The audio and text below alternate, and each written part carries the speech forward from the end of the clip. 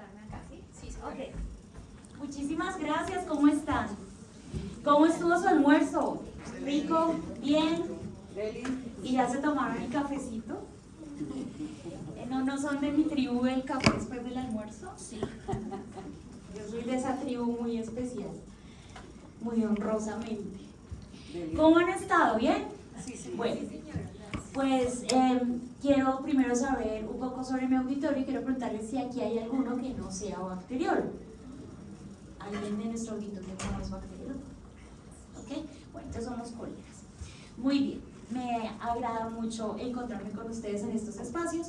Como lo mencionaba Vivian, pues vamos a hablar acerca de un marcador que tristemente uno no quisiera medir y encontrar positivo en el laboratorio, porque es uno de los marcadores que, unido al CA125 y dentro del perfil Roma, marcan la presencia de cáncer de ovario en la mujer. Uno de los cánceres más letales debido a su inespecificidad, pero además a su muy difícil detección temprana. Entonces, digamos que la importancia de este marcador, que no es un marcador nuevo, o sea, no es un marcador nacido hace un mes, es un marcador que ya lleva algunos años en medición frente a otros, casi 17 marcadores que se han medido para cáncer de ovario. La importancia es poder entender por qué es importante identificarlo dentro de unos niveles de calidad ideales y cuáles son las técnicas que me dan esos niveles de medición ideales, ¿sí? Y sobre eso pues más o menos nos vamos a enfocar.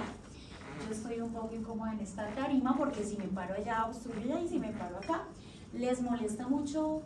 Voy a hacerme hacia atrás, ¿aquí está bien? Sí, okay, sí, perfecto. Listo.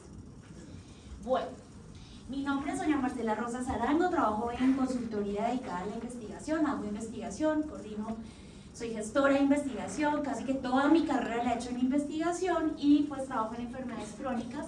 Por lo tanto, trabajo en enfermedades que tienen que ver, principalmente he trabajado en dos. He trabajado en enfermedad renal y hace algunos, más o menos 4 años, estoy trabajando en el tema de cáncer. Trabajé 2 años muy profundamente el tema de BPH y ahora estoy trabajando en marcadores. Bueno, entonces, el cáncer epitelial de ovario es uno de los cánceres ginecológicos más letales. Si bien el cáncer que causa más mortalidad es el cáncer de mama, que ya lo sabemos pues porque es un número aumentado de casos, en el caso de la relación tasa-enfermedad o de la tasa de enfermedad, el cáncer epitelial de ovario a nivel global representa la segunda causa de muerte dentro del grupo de cánceres ginecológicos. ¿Eso qué quiere decir? Que en el grupo de cánceres ginecológicos tenemos 4 cánceres y este ocupa la segunda causa a nivel global. Uno de los países con mayor incidencia de cáncer de ovario es Estados Unidos y allá más o menos Globocan muestra en 2020 la estadística anterior ya sacó una 2021, pero en 2020 de acuerdo a Cabasa habían 314.000 nuevos casos, de los cuales 207.000 iban a ser muertes. Entonces miramos que la relación entre el diagnóstico y la muerte, es decir, la progresión de la enfermedad hacia atrás es mínima. En el cáncer de ovario precisamente es por su detección tardía. El promedio, el pronóstico de vida para el cáncer de ovario son 5 años una vez detectado. Si no hay remisión con citoplastin y si no hay remisión con remoción de tumor y de ovario, lo más probable es que la persona antes de 5 años muera, esa mujer muera.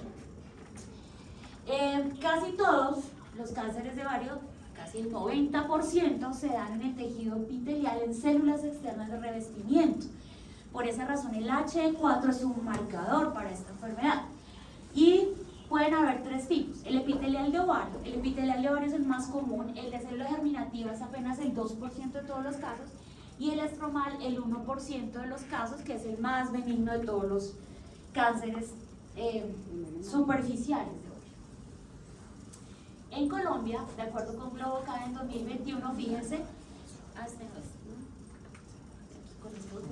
aquí está el cáncer de ovario, aquí está el cáncer de mama, que Colombia sigue causando, miren, en el ranking de muertes es el tercero, porque el primero es el de estómago, ya lo sabemos porque somos una volcánica, comemos mal, microbiotas mal señalizadas, pero el de ovario en malignidad ocupa el puesto 12 y está por encima, por ejemplo, del de útero, que es otro cáncer ginecológico, está por encima del de recto, que está muy asociado y derivado a las metástasis, del cáncer de estómago y del cáncer digestivo, y está muy cercano aquí al linfoma, que es uno de los cánceres más diagnosticados recientemente en nuestro país. La prevalencia a 5 años para cáncer de ovario es, miren, por 100.000 personas, 24.5, es muy alta, ¿sí? Es muy alta. Eso le quiere decir que en nuestro país este cáncer va en aumento. Y va en aumento porque una de las causas de este... Ay, estaba ya hablándole al viento. ¿Ustedes sí me estaban escuchando? Sí. Bueno, se va a sentir cantante. Ok, fíjense que una de las causas de esa relación de presentación de casos es porque aquellas mujeres que tienen BRCA1 o BRCA2 en la manifestación de cáncer de mama terminan tardíamente manifestando un cáncer de ovario, porque hay una señalización negativa a partir de las proteínquinasas de la BRCA. Entonces, por esa razón como que se van igualando en términos de mortalidad, ¿sí? No quiere decir esto que toda mujer con cáncer de mama vaya a tener cáncer de ovario, pero sí hay una relación directa entre la expresión de la proteínquinasa. Bueno, entonces aquí para graficarles, a mí me encanta esta gráfica porque lo que ustedes ven acá es el epitelio del ovario. Entonces esto es el epitelio. Más adelante vamos a ver una gráfica donde vemos toda la cadena inflamatoria, pero digamos que aquí es donde vamos a ver qué mutaciones se dan y quiénes son los iniciadores de la mutación para que se presente el cáncer. En el caso del carcinoma invasivo, que es el que está asociado a la proteína del BRCA, va a producir mutaciones en esta zona principalmente, que tiene que ver con la zona tubular. Todos los asociados a la P53, recuerden que la P53 es un iniciador multiplicador tumorgénico, ¿no? Entonces la P53 pues va a causar daño directo acá con estas mutaciones de la TP53. Esto tengámoslo muy presente porque el H4 se vuelve un marcador porque es regulador de todas estas proteínquinasas, ¿sí? O sea, no es regulado por ella, sino él es regulador de esas expresiones. Entonces, por esa razón, la P53, cuando se está expresando y está la H4 presente, no está silenciado la H4, inmediatamente me dice hay tumor, ¿sí? O sea, es una relación directa. La ruptura del folículo, fíjense que hay una teoría para la formación de cáncer de ovario muy curiosa, que fue como en los primeros artículos que yo leí, y se llama el desgaste folicular. Cada vez que ovulamos, hay desgaste folicular.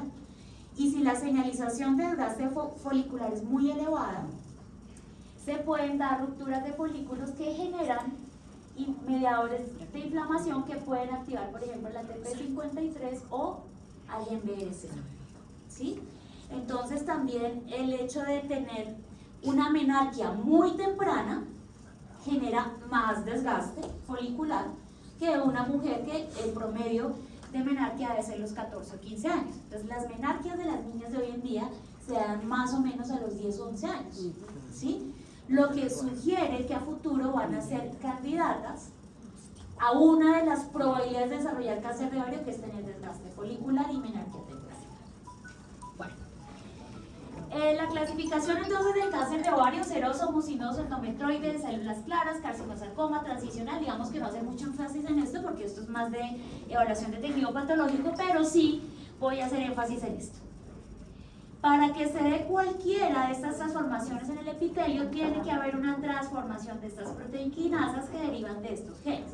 Entonces la TP53, la BRCA1, el BRCA2, recuerden, muy asociados a cáncer de mama, el CRAS y el BRAF, y obviamente el IPK.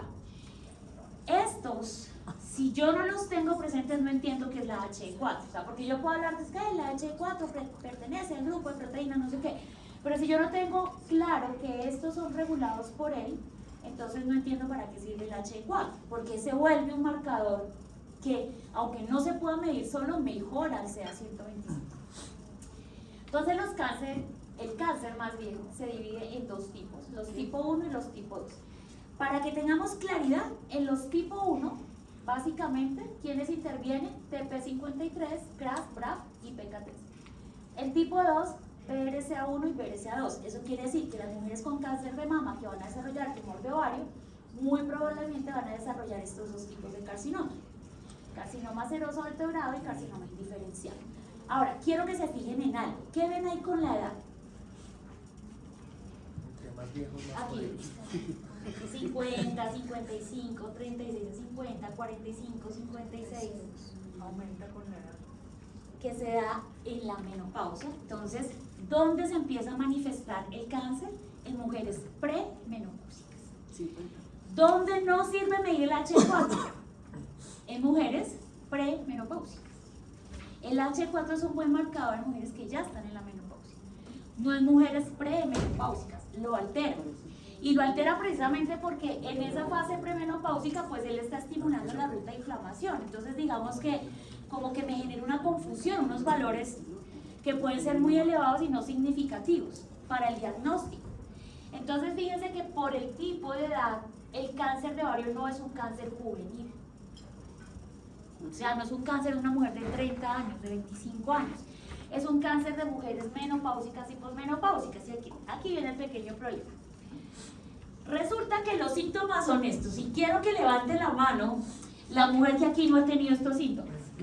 Hinchazón abdominal, dolor pélvico y abdominal, cansancio excesivo, saciedad, pérdida de peso que se nos gusta a veces, sensación de plenitud continua después de comer, sangrado inapropiado, es decir, alteraciones en el ciclo, ciclos de 21, ciclos de 25, ciclos de 28, ciclos de 45, estreñimiento o diarrea. A ver, y uno va, entonces una mujer de 50 años consulta con ese síntoma y el médico le dice que tiene ¿qué? Colon irritable. Con suerte, y quiero que nos situemos en el panorama de nuestro país, con suerte nosotros en Bogotá tenemos seguros privados, planes complementarios, demás que de tanto molestar que se me inflama el colon, a alguien se le ocurre una ecografía. Pero pensemos en la Bogotá y pensemos en la ruralidad de Colombia, donde una mujer con esos síntomas se toma el agua y hierba buena, ¿o no? No va al médico. Y si va al médico, el médico le dice: ay, mi señora, usted está comiendo como mucho lácteo, deje de comer lácteos porque es que eso le inflama. No, señora, deja de comer lácteos, luego deja de comer pan, luego deja de comer pasta, ¿no?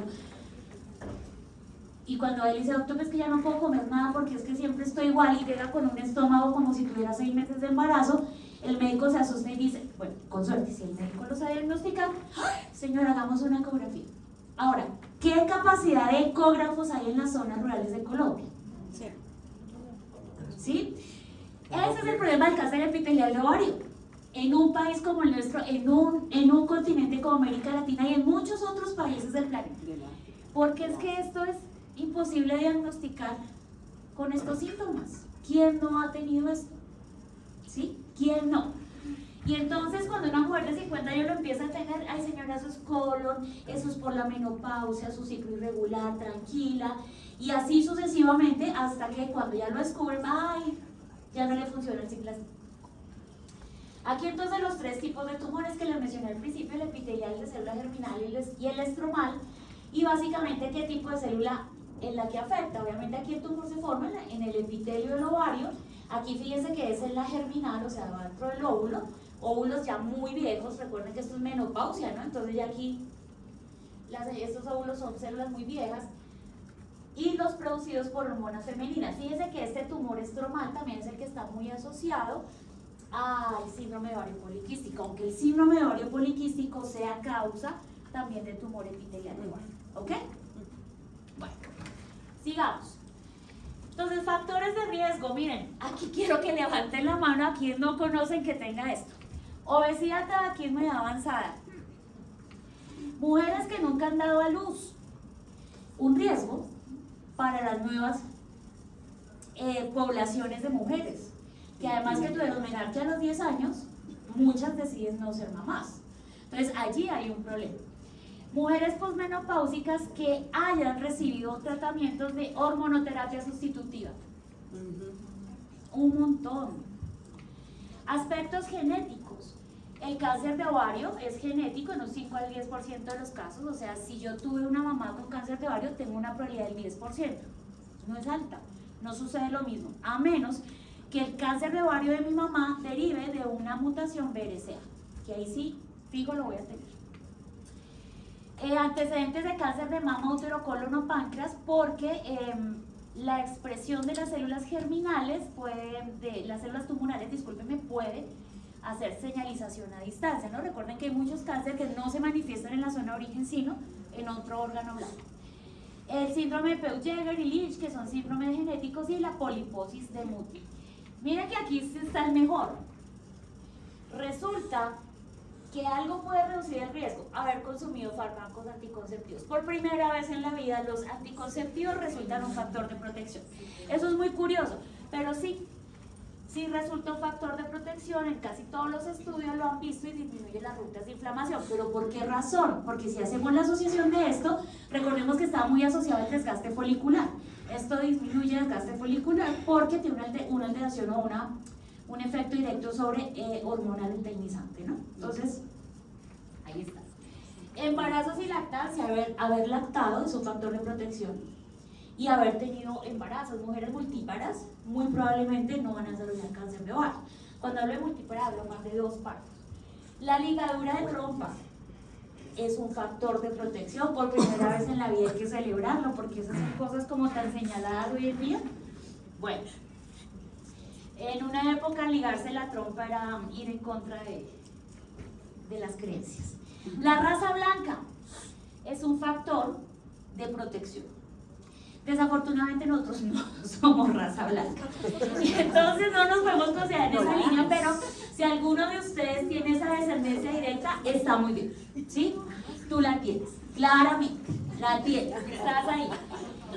Mujeres con SOP, síndrome ovario poliquístico, definitivamente tienen el riesgo, porque es que el desgaste y el daño es muy tenaz, pero la dieta rica en grasa, recordemos. ¿Y por qué?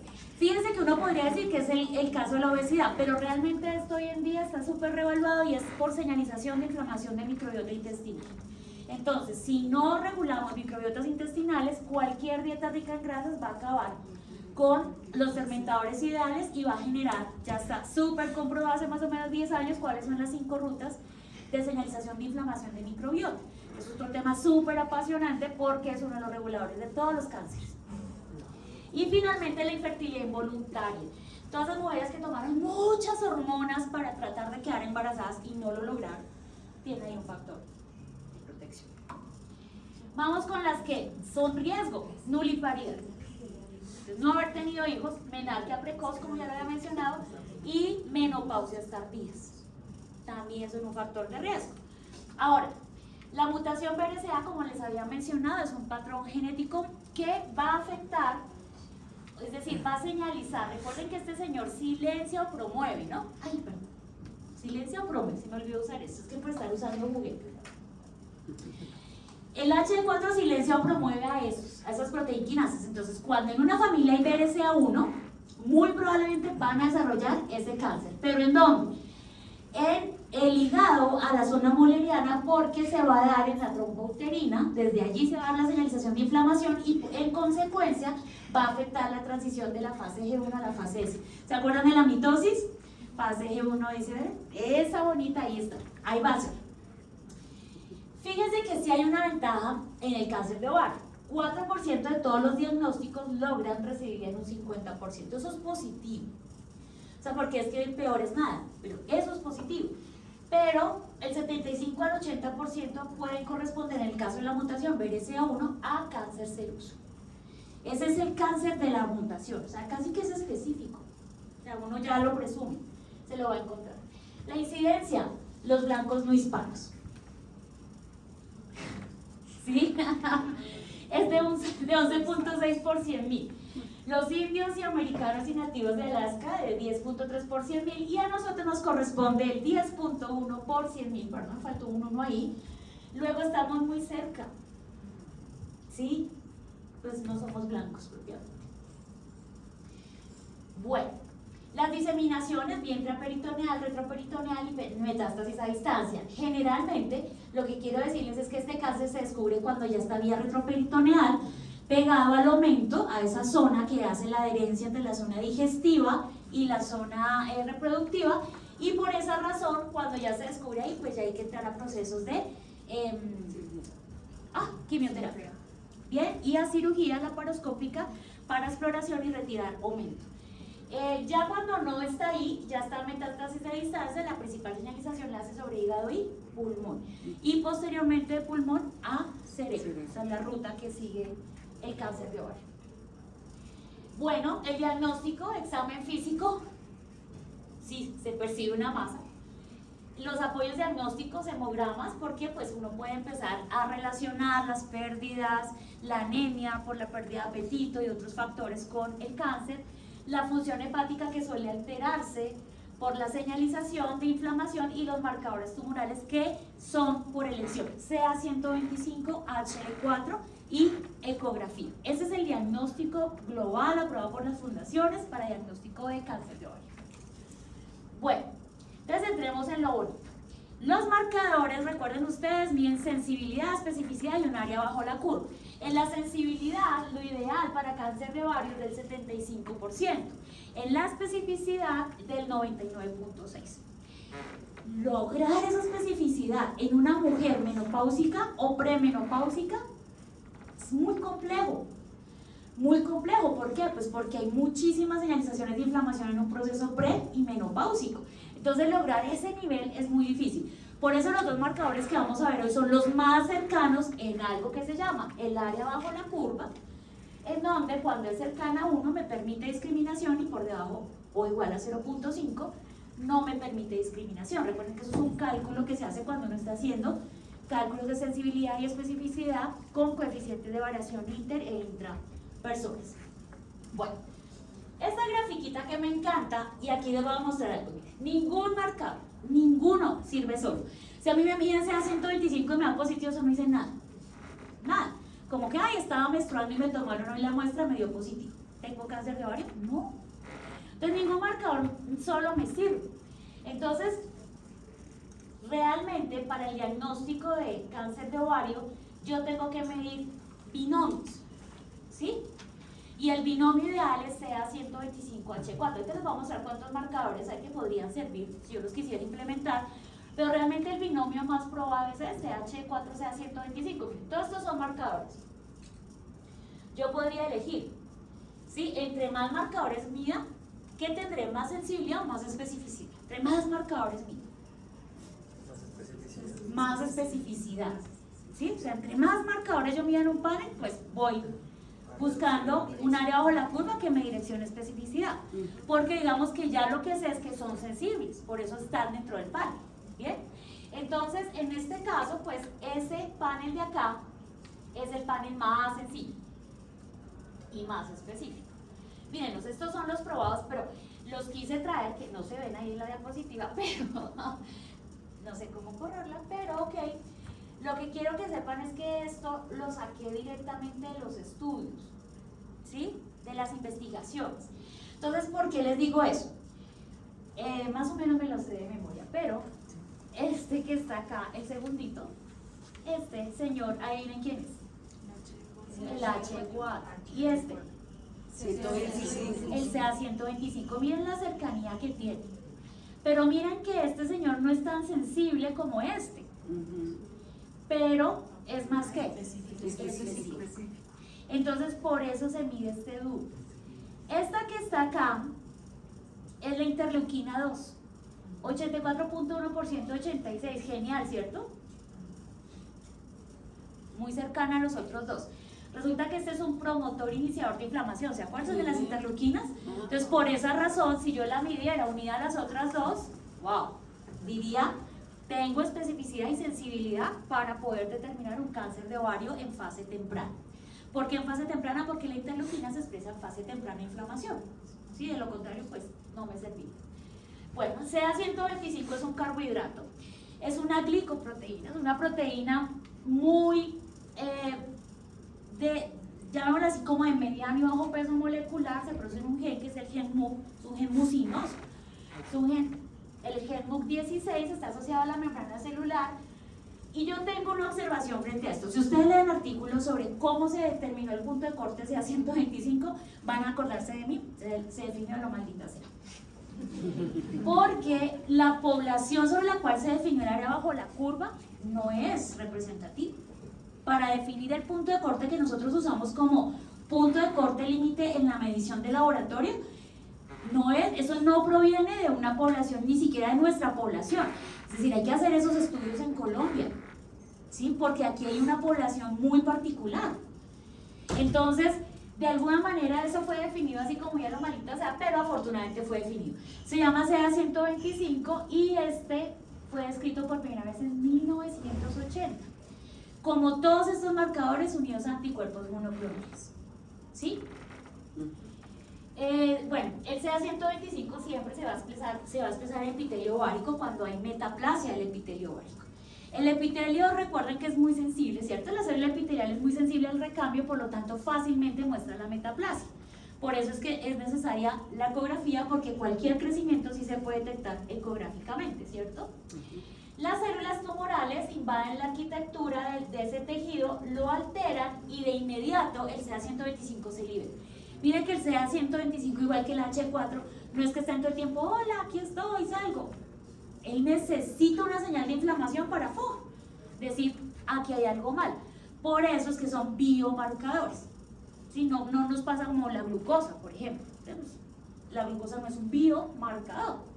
Pero esto sí, porque ellos están allí, pero cuando se produce el cambio, dicen, aquí estoy. Pónganme cuidado porque algo no está funcionando bien. Tiene 78% de especificidad, baja sensibilidad ¿en quiénes? En mujeres jóvenes, en mujeres premenopáusicas y en mujeres que todavía menstruan. O sea, la menstruación, si yo estuviera en mi día 2 del sangrado en el ciclo menstrual y hoy me mido una CA125, tengo cáncer de ovario. O sea, es como loco eso, pero es así. Bueno, que hay que tener en cuenta unas condiciones preanalíticas. Miren que lo bonito de esto es la estabilidad. Fíjense que es una muestra de suero, no puede ser hemolítica, como cualquier muestra, pero no puede ser hemolítica. Esto no lo podemos aceptar con hemólisis. ¿Por qué? Porque eso va a tener una alteración directa en la medición por quimioluminiscencia también. Y además porque pueden estar causando interferencias con otros patrones de medición. La puedo tener 8 horas a temperatura ambiente, súper estable. Sí, ahora, en Bogotá, esto no sucede en San Andrés, ¿sí? No la puedo tener a 8 horas en San Andrés ahí, no. O pegada al equipo de incubadora, no. En refrigeración 5 días y en congelación 3 meses, es muy estable, ¿no? Una congelación de 3 meses y que todavía la pueda medir con la misma área bajo la curva es importante. Pero ¿qué es lo importante? No descongelarla en más de una ocasión, como el pollo. No se puede descongelar más de una ocasión. ¿Por qué? Porque inmediatamente pierde la estabilidad y entonces me empieza a dar valores. ¿Cómo que me dan los valores? ¿Altos o bajos? Bajos. Me dan valores de detección por debajo de lo normal. No es demandante el ayuno para estas pruebas y obviamente toda la fase preanalítica, ¿no? Una mala manipulación de la muestra, una mala toma de la muestra, una mala decisión en la venopunción, pues me va a afectar la medición. El paciente, siempre hay que preguntarle la impresión diagnóstica al paciente. ¿Por qué? ¿Por qué le mandaron CA 125? Porque no necesariamente CA 125 siempre se mide para ahora, ¿cierto? Fecha de la última menstruación, porque hoy, no. Porque dígame, uno cómo va a saber de paciente que no puedo tener mi primer día de sangrado el día que me voy a tomar el laboratorio, si es el día que me dieron permiso en el trabajo. Es que las realidades de nuestra población son difíciles. Entonces hay que informar eso, tenemos que saber eso. Verificación del estado posmenopáusico. Doña, no, es que estoy como en la señora les da vergüenza. Es que estoy como en la menopausia. Ellas no dicen así, dicen es que como que se me está retirando. ¿Sí les ha pasado? Dicen así. Es muy bonito escucharnos entre mujeres esos términos porque nos podemos comprender fácilmente. Y eso, preguntarles, se le está retirando, bien, entonces yo ya sé, porque la están midiendo. Los diagnósticos previos de enfermedad hepática o mioma uterino, endometriosis, porque me van a dar falsos positivos. Personas que tengan enfermedad hepática me va a dar CA 125 positivo. Y las personas con miomatosis uterina, elevada, con sangrado permanente y cercana a la zona de la menopausia, al área de la menopausia en edad, me van a dar valores de CA125 positivos. Nunca se debe medir, jamás, después de una cirugía, ni de un trauma, así la señora se haya tronchado el pie, porque cualquier trauma genera rompimiento tisular y me va a dar falsos positivos. Entonces, no se puede medir ahí. La interferencia en la fase analítica, pues ya sabemos, pues si los reactivos están diseñados con anticuerpos monoclonales que provienen de murino, pues lo primero que va a intervenir es ¿quién? Los famosos AMAs, ¿cierto? Que en algunas personas pues son reacciones muy significativas, en otras son muy bajas, pero pueden causar interferencia. Ahora, ¿cuál es la ventaja? Que la mayoría de casas comerciales eso ya casi que lo tienen súper controlado, o sea, casi que la interferencia es mínima, pero puede pasar que alguien tenga una expresión muy alta. Puede interferir con la prueba de captura del antígeno trazador porque estos AMA van a competir directamente. Entonces, por esa razón, son como los principales que afectan. Bueno, es un inmunoensayo, tiene anticuerpo monoclonal, se puede medir por IRMA, IA, CLIA, y hay un metaanálisis que se hizo en el 2012. Me gustó este estudio porque miró quién tenía más sensibilidad entre todas esas pruebas, ¿sí? Entonces definitivamente la quimioluminiscencia tenía más sensibilidad para detectar aquí, básicamente, miren lo que detectó, 78.7% y 77.9%, valores muy cercanos de sensibilidad y especificidad mediante esa técnica, ¿sí? No quiere decir que las otras no lo detecten, pero la quimioluminiscencia como que me dio en un estudio grande, por fin un estudio grande, con esta área, ¿no? Este es el valor, 35 unidades, que es como el valor estándar a nivel global. Bueno, en otros estudios para CA125 en mujeres posmenopáusicas lo que se ha encontrado es que entre el 69 y el 80% puede tener sensibilidad y especificidad del 81 al 93. O sea que hay grupos, por eso les digo que en Colombia hay que hacer un estudio de esto, para saber cuál es nuestra verdadera sensibilidad y especificidad y generar nuestros propios controles, porque es que con el patrón mundial nos queda un poco difícil estar en el área bajo la curva. Los niveles de CA125 también me miden el estado del tumor, o sea que por eso es que se usan con el H4, porque el H4 también me mide las tres cosas, y además de eso me muestra recurrencia después de cirugía, ¿sí? O sea que por eso el CA125 está dentro de ese famoso binomio deseable. Y este es nuestro estrella. Ay, este me encanta. Voy a bajar por acá porque es que me canso de estar arriba, pero salgo en el video. No salgo. Princesa. El H4 es un marcador divino. ¿Por qué es un marcador divino? Resulta que el H4 pertenece a un grupo de proteínas que son las proteínas 2 del dominio 4 disulfur, del núcleo disulfur. Eso, para resumirlo, se llama proteínas ácidas. ¿Bien? Proteínas ácidas del suero. Esas proteínas ácidas del suero se producen en el brazo Q del cromosoma 20. Resulta que en ese cromosoma 20 les quiero mostrar algo. Cromosoma 20, ¿se acuerdan de los cromosomas tan bonitos por ahí? En su fracción, aquí Q, produce también la señalización de todas estas proteínas. Entonces, por eso es que el H4 está relacionado con la expresión o silenciamiento de esas rutas que van a señalar la inflamación. Es por esa razón que se vuelve marcado. Está directamente involucrado en la respuesta de inhibidores de peptidoproteasa, que son todos estos, ¿cierto? Y por lo tanto, estos señores van a participar del proceso de tumorogénesis. La PI3K, la AKT, la ruta RK, MAPK, ahora vamos a ver algunas, está ligado a los factores de angiogénesis y proliferación, por esa razón es tumorogénico, ¿sí? Y a las mieloproteínas, metaloproteinasas, en media matriz, que también son señaladores de tumoración. O sea que es un súper marcador. Es divino, ¿cierto? Es una cosa de Dios. Bueno, y aquí está la clínica. ¿Cuándo se eleva? En enfermedad de ovario hay niveles relacionados con el peor pronóstico. Entre más elevado, peor pronóstico. Ya sabemos eso. CA125 por encima de 35 con un H4 elevado, peor pronóstico. ¿Sí? O sea, es un cáncer avanzado. Metástasis retroperitoneal, o sea, cuando ya hay metástasis, ya aquí hay una altísima señalización, y también es predictivo de respuesta a quimioterapia, o sea que me cuenta todo. Me lo diagnostica me cuenta el seguimiento y me cuenta el pronóstico. O sea, genial. ¿Dónde hemos tenido eso tan completo? Mecanismos de ensayo in vitro han visto que el H4 es un promotor de transición de mitosis, por eso es que es tan importante en tumorogénesis, y es un promotor de migración y adhesión en fibronectina. Recuerden que la adhesión es uno de los principales mecanismos de transmisión, iba a decir esto,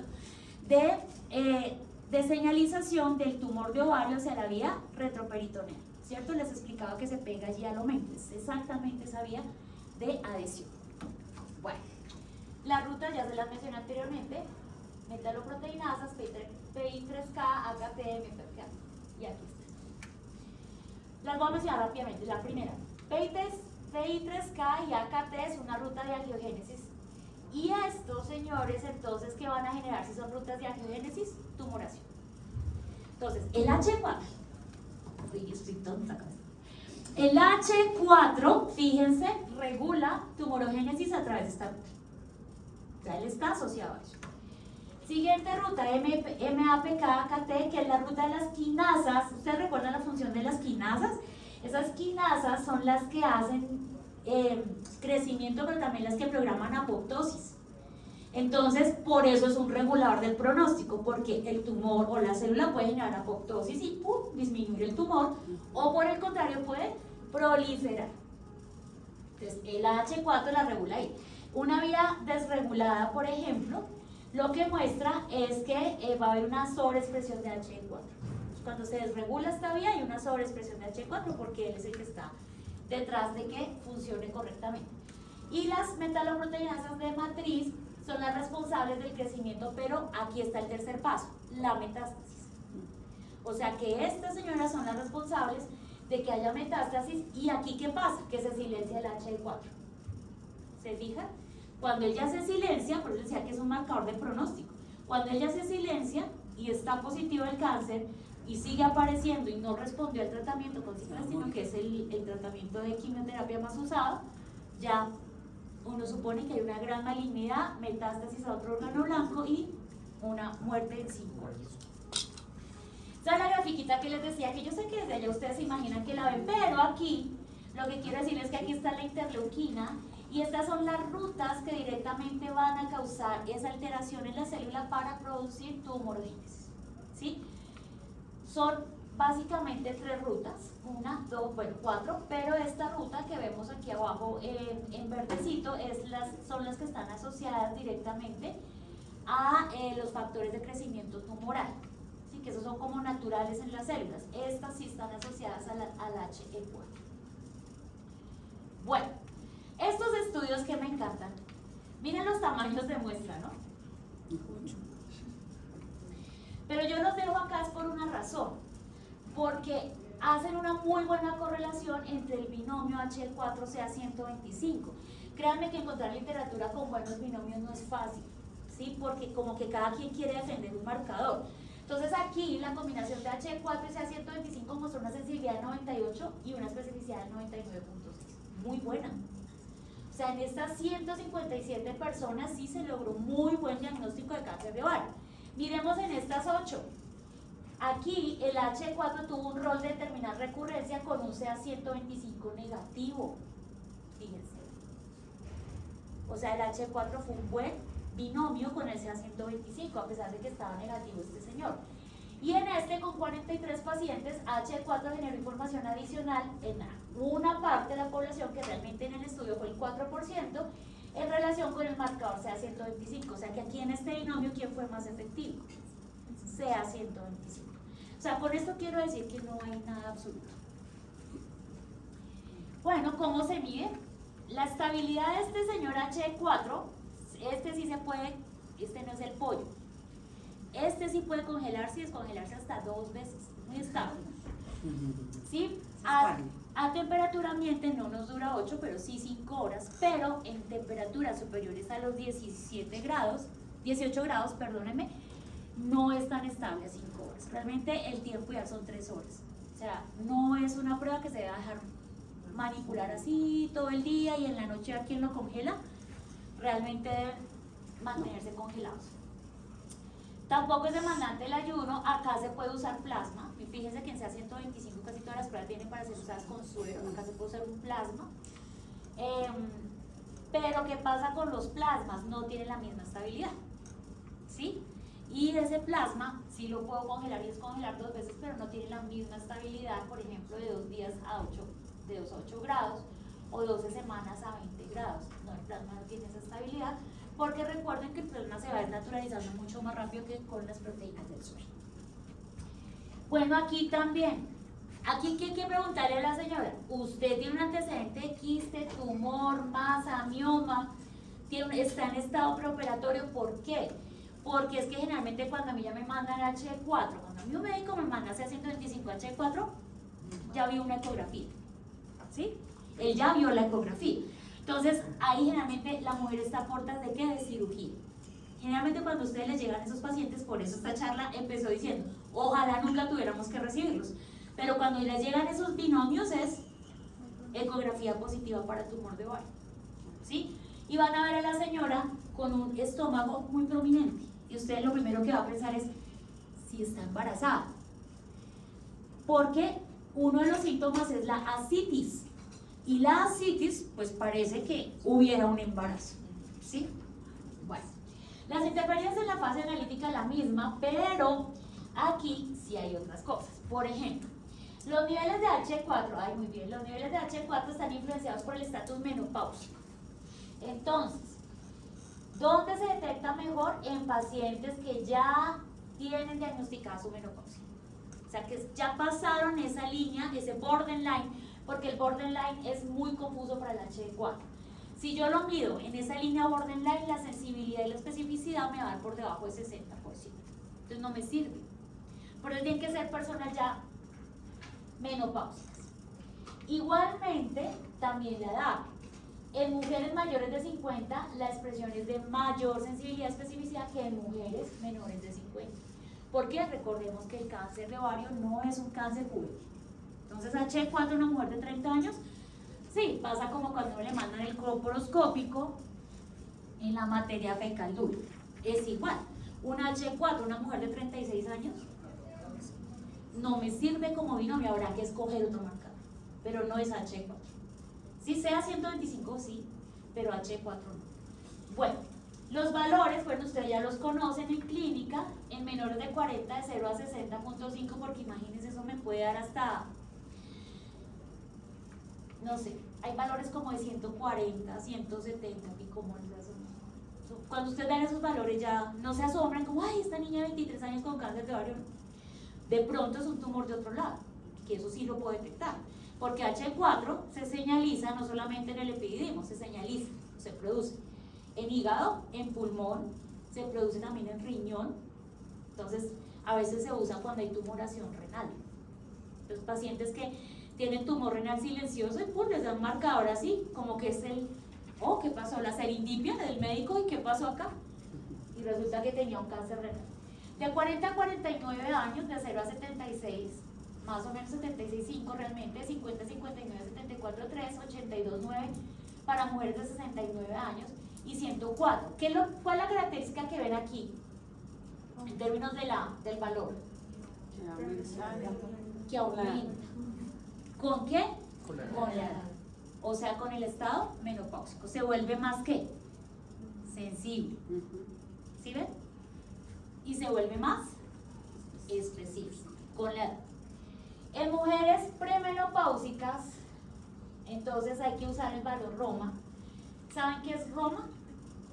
ROMA es un índice internacional que es el índice de malignidad de ovario, el riesgo de malignidad de ovario, ¿sí? Risk Ovarian Malignancy. Ay, se me olvidó esto. Bueno, ese es el ROMA. Y entonces el alto riesgo de detectar cáncer de ovario depende del valor de ROMA. Entonces, ¿cómo se calcula el valor de ROMA? Ya lo vamos a ver, pero el valor de ROMA calcula relacionando H425 y el nivel de evolución del cáncer de ovario por ecografía.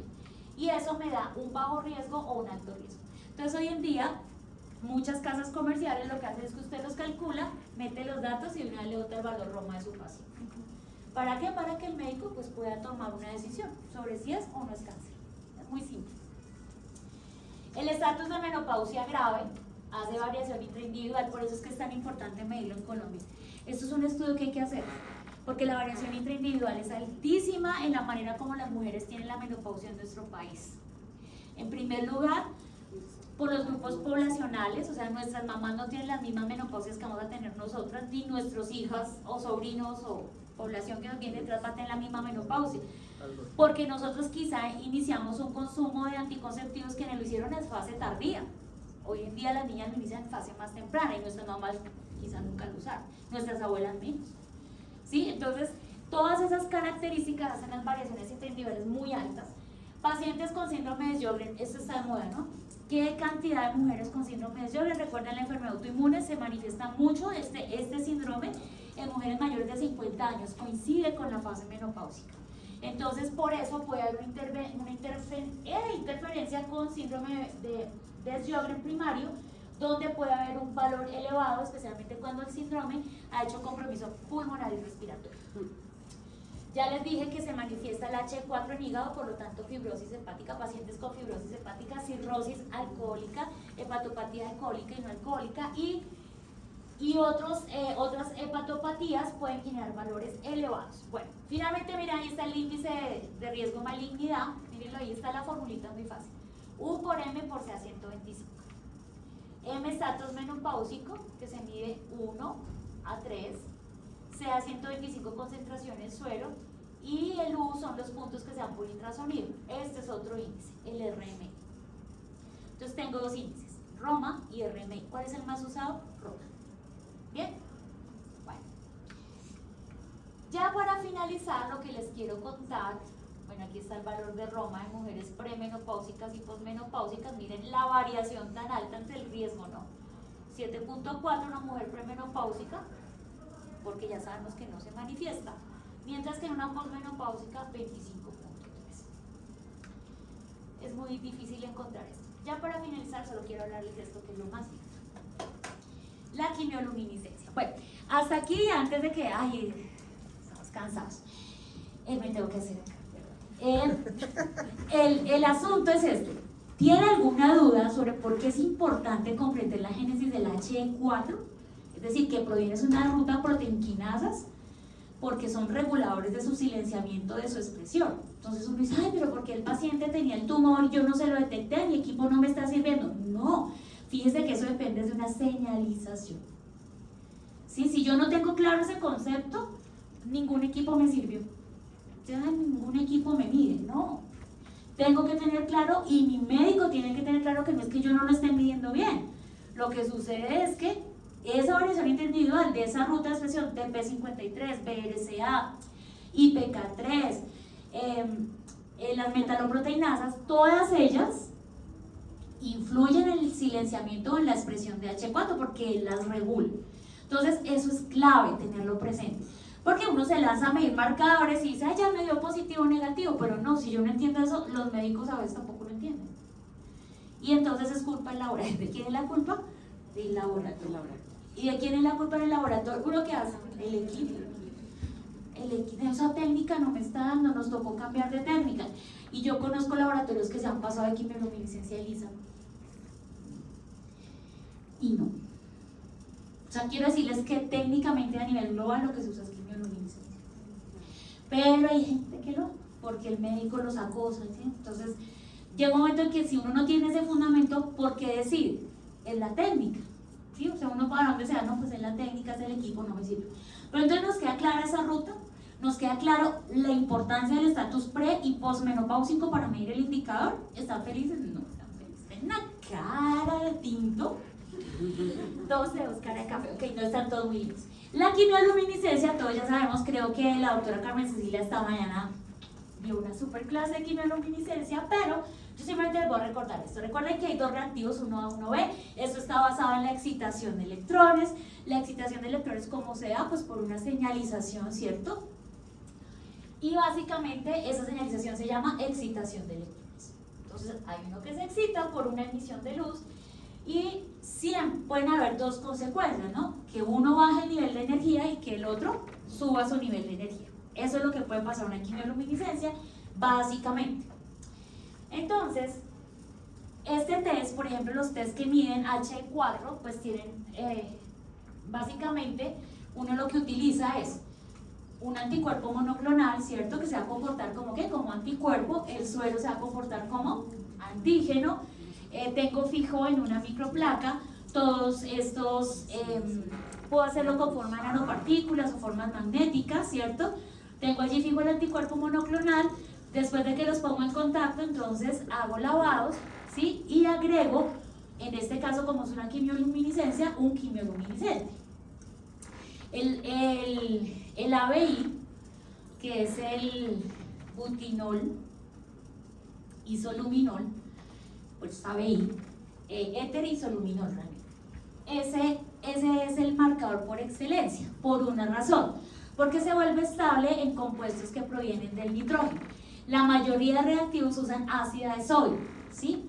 La ácida de sodio es un estabilizante de las reacciones porque recordemos que el nitrógeno hace enlaces estables, muy estables. Los enlaces más estables del universo, los del nitrógeno. Entonces la ácida le da una estabilidad para que la reacción se pueda dar en un pH alcalino.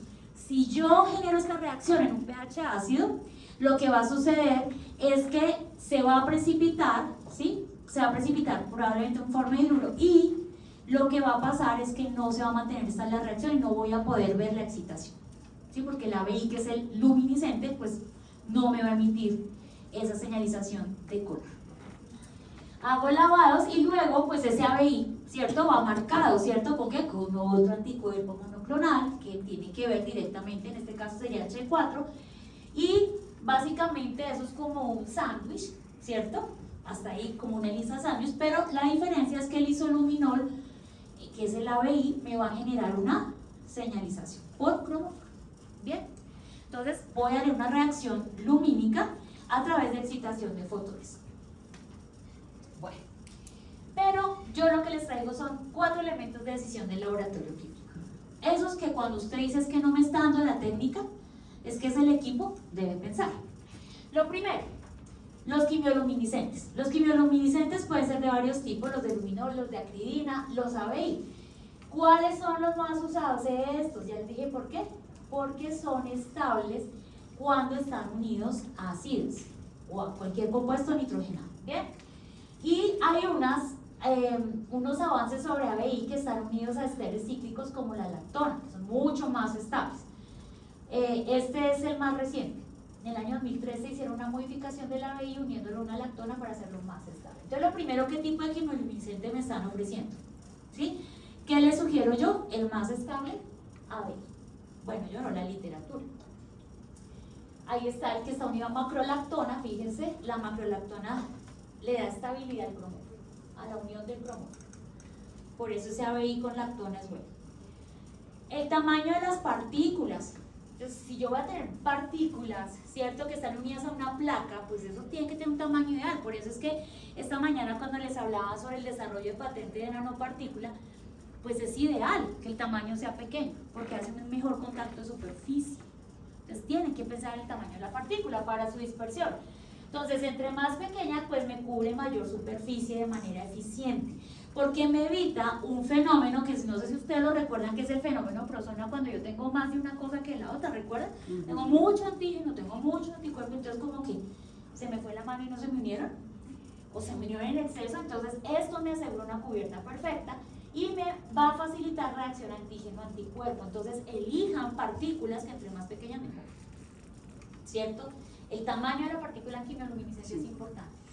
Por otro lado, el tipo de magnetismo. Recuerden que todas estas quimioluminiscencias en el momento de incubación y posterior a la fijación la hacen por magnetismo. Y entonces hay un magnetismo que es el paramagnetismo. Aquí, básicamente, ustedes ven estas flechitas rojas que están en los círculos rojos. Si se fijan, como que apuntan todas a lugares diferentes, ¿cierto? Lo que quiere decir es que están cubriendo un campo magnético más amplio, pero a la vez buscan moverse como las partículas que tienen cerca, o sea, buscan unirse a las partículas que tienen cerca en un rango mucho más amplio. ¿Cuál es la ventaja del paramagnetismo? Que hace que las partículas guarden memoria. O sea, que siempre busquen moverse hacia donde están las otras partículas por memoria, lo que es muy positivo.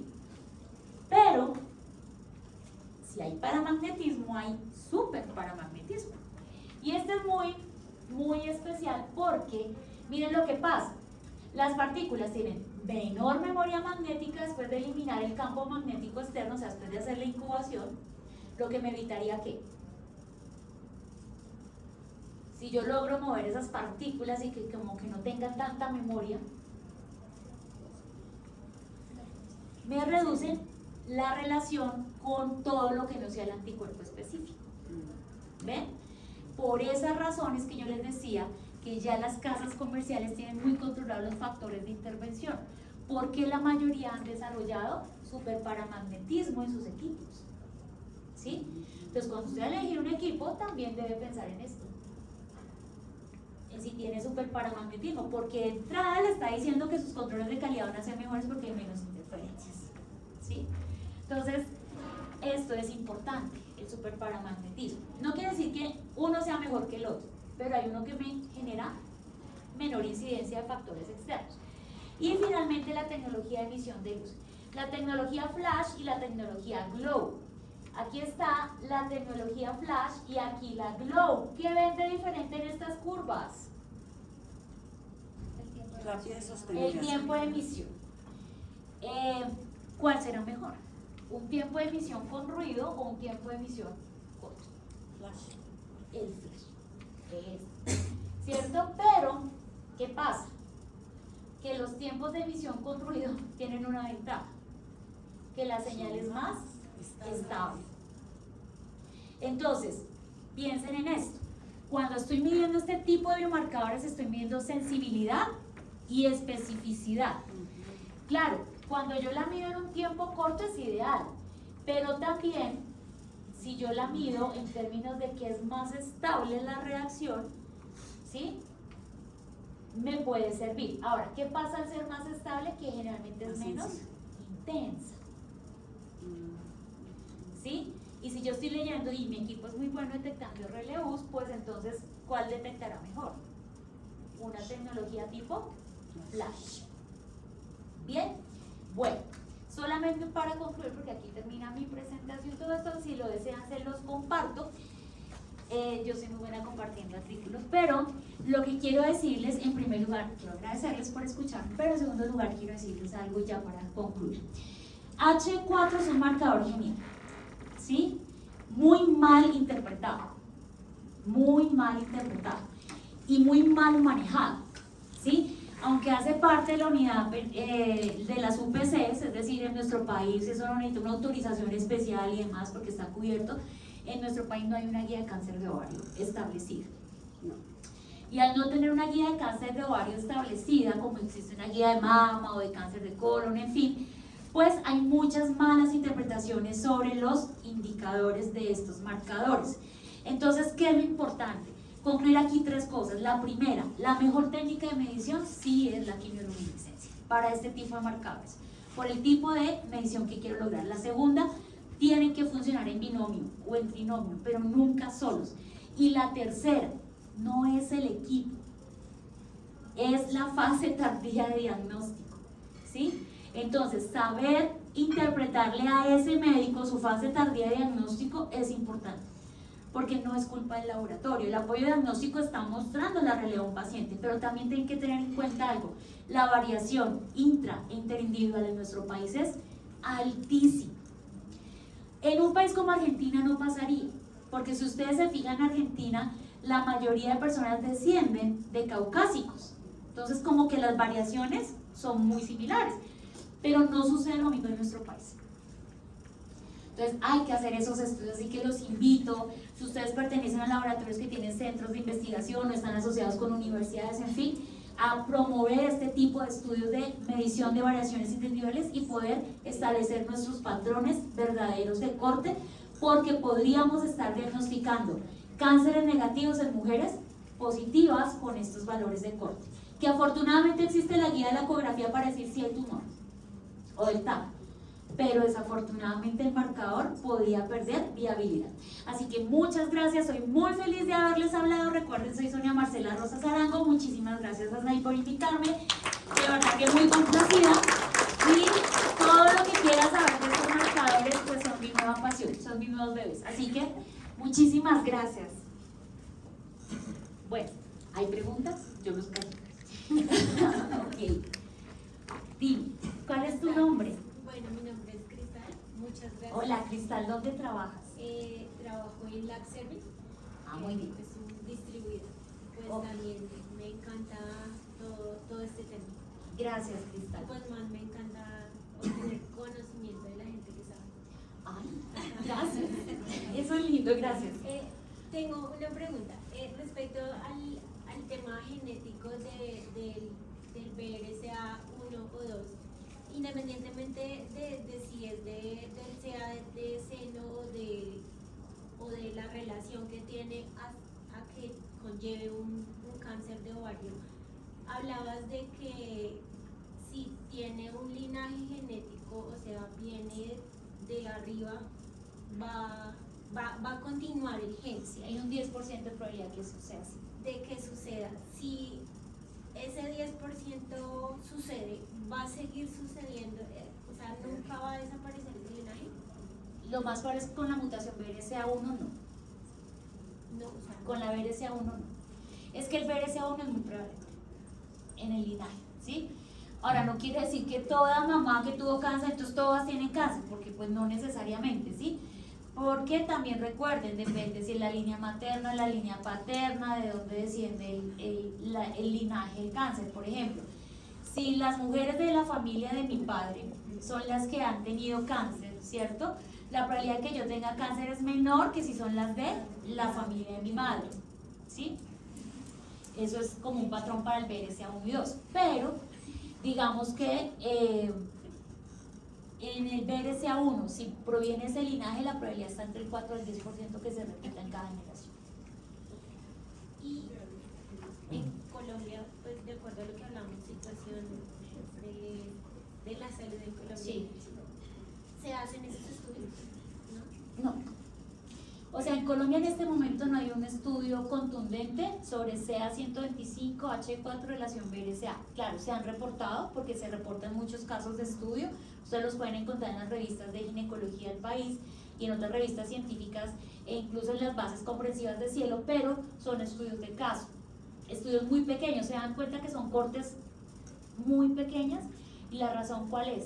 Que descubrieron los pacientes ya en fases terminales. Pero sí se puede. No, es que hay que hacerlo. Es un estudio que hay que hacer en el país. ¿Alguna otra pregunta? Dime. Un complemento a la de ella. Dices que es prevalencia pasar de madre a hija, de madre a hijo, ¿también se puede? ¿Sí pasa? No, generalmente no. En el linaje de BRCA1, no. Ahora, los cánceres de mama en hombre, que están en aumento, realmente en los últimos 10 años ha crecido el problema de cáncer de mama en hombre, pueden estar ligados a factores que no son el BRCA, generalmente, ¿sí? Entonces, el cáncer de mama en hombre tiene otras señalizaciones, aunque también tienen que ver con unas señalizaciones endocrinas desreguladas. ¿Alguna otra pregunta? Bueno, pues dime, ¿cuál es tu nombre? Ricardo Gómez. ¿Cómo estás, Ricardo? ¿Dónde trabajas? Ay, qué gusto. Aquí, esto es la familia Belesla. Es que yo como que veo caras conocidas acá. Bueno, pues bienvenido, cuenta. Bueno, la diferencia de otros marcadores, como mencionabas, pues no diría que este marcador es bien sensible, sobre todo para detectar recidivas. Sí. Entonces, no está muy acostumbrado a manejar pruebas ultrasensibles como el caso del mismo PSA y otros. ¿Cómo es el comportamiento de este biomarcador a nivel de detección de recidivas? ¿Es también tan sensible? ¿Del H4? Del H4. Pero mira que la diferencia está en el origen del marcador. Exactamente, tu respuesta se define desde el origen del marcador. Como es un marcador poco señalizado, solo se señaliza cuando realmente hay un daño celular en riñón, pulmón, ovario, epididimo, por supuesto, porque es donde más se manifiesta, ¿sí? Entonces, solamente se desregula cuando esas rutas pierden su regulación, a diferencia, por ejemplo, un PSA, ¿cierto? Porque ese antígeno prostático se desregula inmediatamente a inflamación de próstata. O sea, se inflama la próstata, él se inflamó directo. El H4 no. El H4 como sirve de diagnóstico, pronóstico y obviamente estado de recidivo o no, y mide tumorogénesis. Entonces por esa razón es que no es tan puntual de que apenas se inflamó el ovario, primera fase ya, no. Por eso tiene que hacerse ecografía o TAC y CA125 H4 como binomio ideal, o cualquier otro marcador, cualquier otro panel complementario, osteopontina, interleuquinas y demás, pero siempre medirlos entendiendo la progresión de la enfermedad y muy ligado al cuadro ecográfico. Por eso digo que nuestro reto en laboratorio es grande y es explicarle al médico: no, yo le tengo que diagnosticar el cáncer, yo no es mi equipo, no es mi H4, es que usted tiene que entender en qué fase está este sujeto, ¿cierto? Porque si usted no lo comprende, pues la culpa es mía y no es así. O sea, no hablamos de culpa, hablamos de la responsabilidad de un mal apoyo diagnóstico. Y realmente nuestro apoyo diagnóstico es muy bueno. O sea, este marcador hay que insistir que se mide. Sí, y además, como les digo, está cubierto. Ahorita en la resolución de 30 de diciembre, ahí está. H4CA125, o sea que no es algo extraordinario, pues lo podemos incluir en nuestros laboratorios especializados.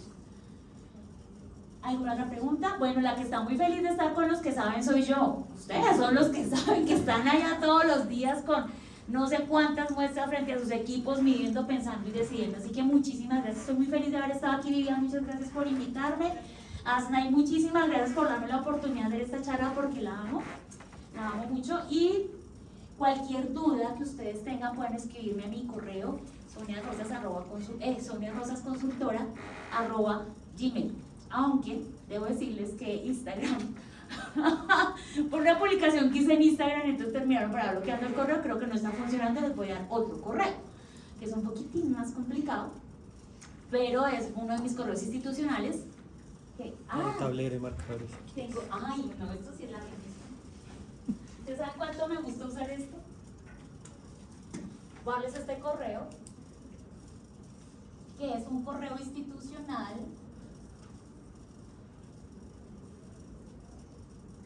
donde también me pueden escribir. Si de pronto quieren hacer un estudio o algo, buscamos las líneas. Es mrosas@unicormayor.edu.co. Soy egresada en Mayor, profesora en Mayor. Ahí estoy. No soy doña Mayor, pero bueno, bienvenidos todos los que quieran conocer sobre estos temas. Los invito mucho a leer sobre estos temas, es muy lindo. Los marcadores y los oncomarcadores, ¿no? También son muy importantes.